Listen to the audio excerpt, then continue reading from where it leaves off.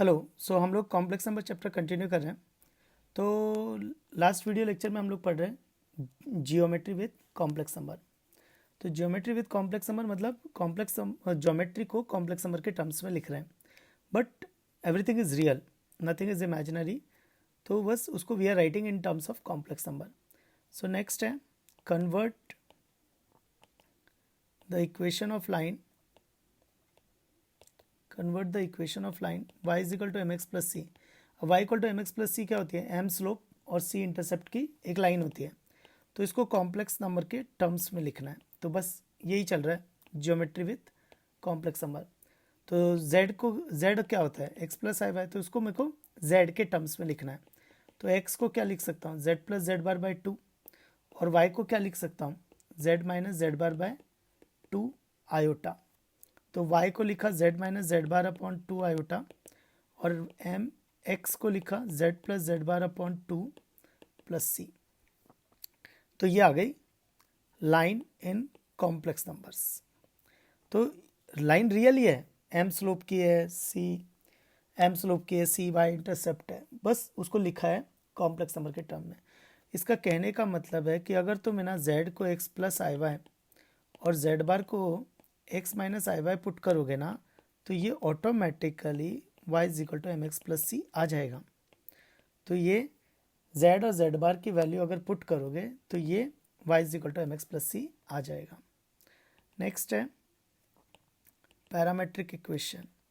ये वेक्टर से आया है, तो parametric equation of line passing through z1 and passing through z1 and z2. So passing through z1 and z2, तो ये वेक्टर से भी निकाल सकते हैं, पर अपन खुद भी निकाल लेंगे। तो ये z1 और z2, z1 z2 दो पॉइंट है, और दो पॉइंट से पास होने वाली एक ही लाइन होती है। दो पॉइंट से पास होने वाली एक ही लाइन होती है। तो z1 z2 दो पॉइंट और दो पॉइंट से एक ही लाइन पास होती है। तो इस लाइन पे और भी पॉइंट्स हैं, तो इस लाइन पे और भी कॉम्प्लेक्स नंबर्स हैं। तो इस लाइन पे और भी जो पॉइंट्स हैं उनको कैसे निकालेंगे? तो उसको मैंने मान लिया z, उसको मैंने मान लिया z। अब अपने को पता है z minus Z one is parallel to z2 minus Z one. तो z minus Z one is equal to lambda time z2 minus Z one.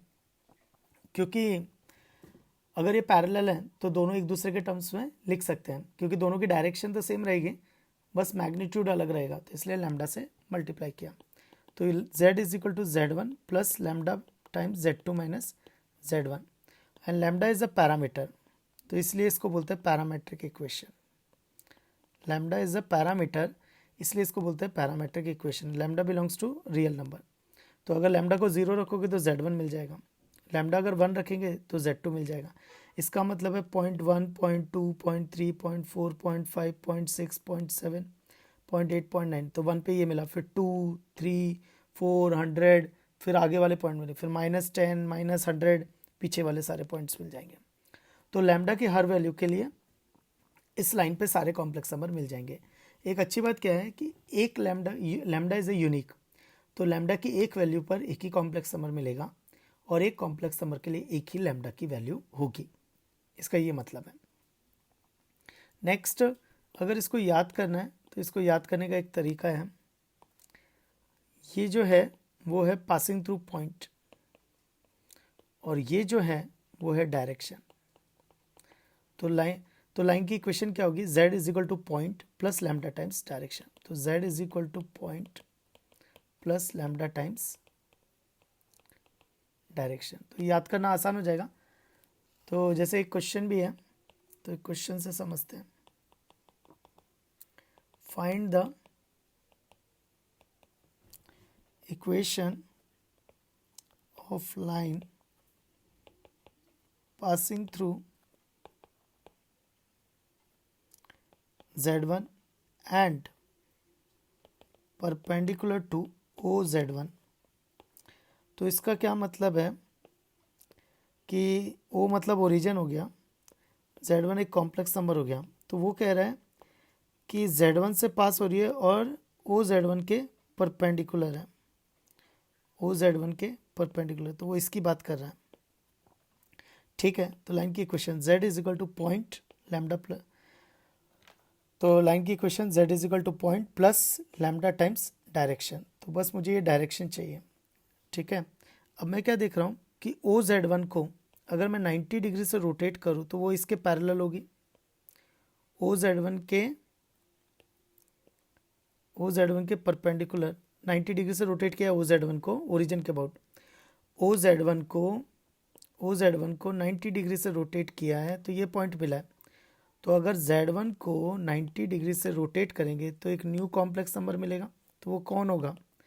Z1 into e raise to iota rotation, तो which is iota Z1, क्योंकि e raise to iota pi by 2 क्या होता है? Iota, तो वो होगा iota Z1, वो जो न्यू कॉम्प्लेक्स नंबर है, तो यानी ये होगा आयोटा Z1।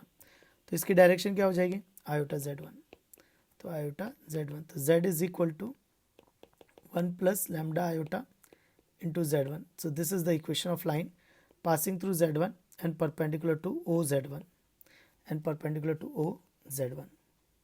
Next है